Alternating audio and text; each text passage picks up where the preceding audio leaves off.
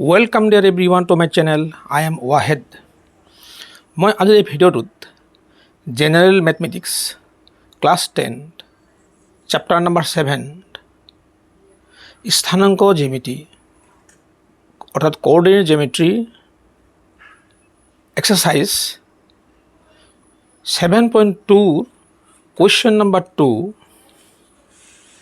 মই ধুনীয়াকৈ সমাধান কৰি দিম। তোমালোকে চাবা ভালকৈ, নিশ্চয় তোমালোকৰ ক্লিয়াৰ হ'ব। সব কুৱেশ্যনটো চোৱা।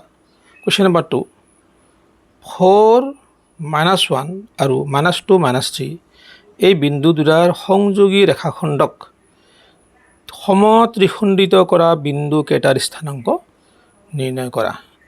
তাৰমানে এই দুটা বিন্দুৰ সংযোগী ৰেখাখণ্ডক সমত্ৰিখণ্ডিত কৰা বিন্দু কেইটাৰ স্থানাংক নিৰ্ণয় কৰা। চাবা তোমালোকে, মই এইটো ধুনীয়াকৈ দিছোঁ। চাবা,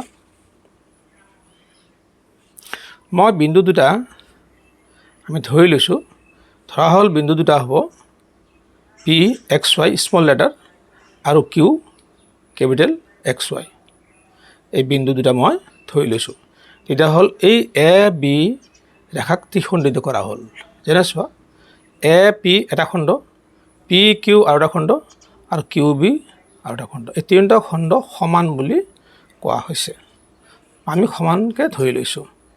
গতিকে AP সমান PQ সমান QB সমান হৈ গ'ল। এতিয়া চাবা, আমি প্ৰথমতে এই X আৰু Y এই P বিন্দু স্থানাংক আমি ওলাই ল'ম। Xৰ মান আৰু Yৰ মান প্ৰথমতে এইটো ল'ম। কেছ 1 চাবা, Xৰ মান এই তোমালোকে ধুনীয়াকৈ জানা, এইটো M1 X2 plus M2 X1।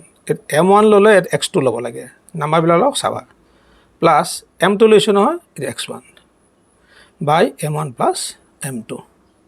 এতিয়া চাবা তোমালোকে, M1 1 আছে, ইয়াৰ পৰা ইয়ালৈ 1 আৰু ইয়াৰ পৰা ইয়ালৈকে আছে 2। গতিকে M1 1 আৰু M2 হ'ব 2। গতিকে X = M1 plus M1 X2 plus M2 X1 বাই M1 প্লাছ M2। M1ৰ মান হ'ব আমাৰ 1 ইনটু X2ৰ মান -2, এই -2 প্লাছ M2ৰ মান হ'ব 2, এই 2 বহাইছোঁ, ইনটু এই X1ৰ মান হ'ব এই 4 বহালোঁ। ইয়াত M1 M2 প্লাছ কৰিছোঁ, M1 M2 প্লাছ কৰিছোঁ। চাবা তোমালোকে, মাইনাছ আছে ইয়াতে, 1 2 গুণ 2 -2 হ'ব, আৰু ইয়াত হ'ব কি 8 হ'ব, 2 4 গুণ 8। 8ৰ পৰা -2 গুচি গ'লে 6 থাকে।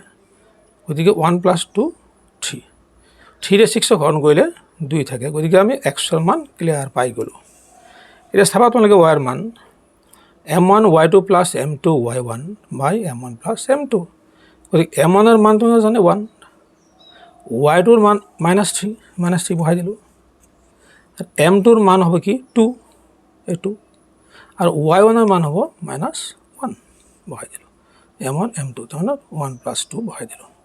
এতিয়া চাবা, -3 হ'ব ইয়াতে, -2 হ'ব, -3 আৰু -2 -5 বাই 2। গতিকে আমি ক্লিয়াৰ হৈ গ'ল আমাৰ X আৰু Yৰ মান। এই P বিন্দুৰ স্থানাংক আমি পাই গ'লোঁ।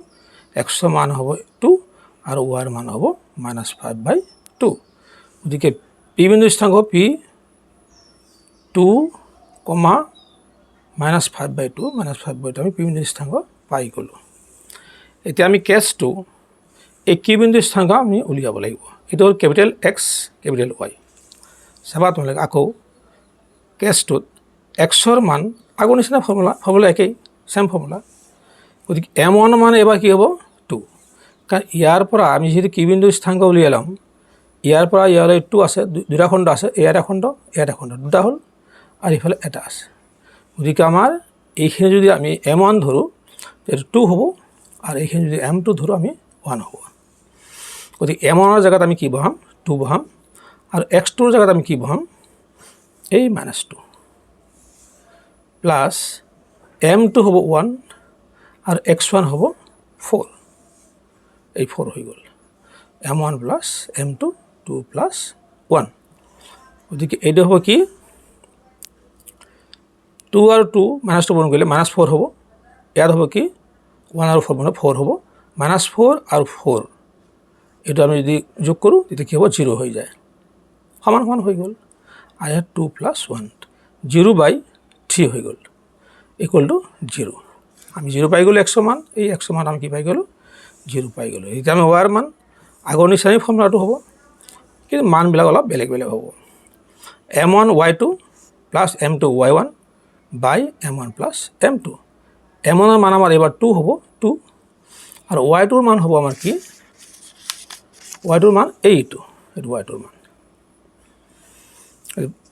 বহাই দিলোঁ ইয়াতে প্লাছ m2 1 আৰু y1 ৰ মান হ'ব আমাৰ কি এই -1 বহাই দিলোঁ আৰু m1 m2 2 + 1 এতিয়া প্লাছ মাইনাছ মাইনাছ -6 হ'ব আৰু -1 হ'ব -6 আৰু -1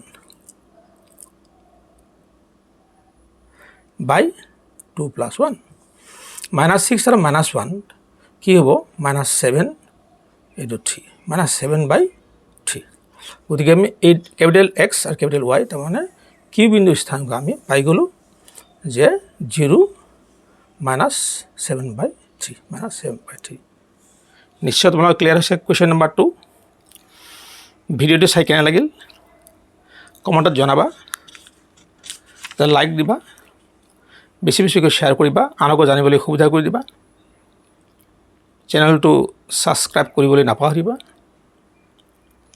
weight for my next video' thank U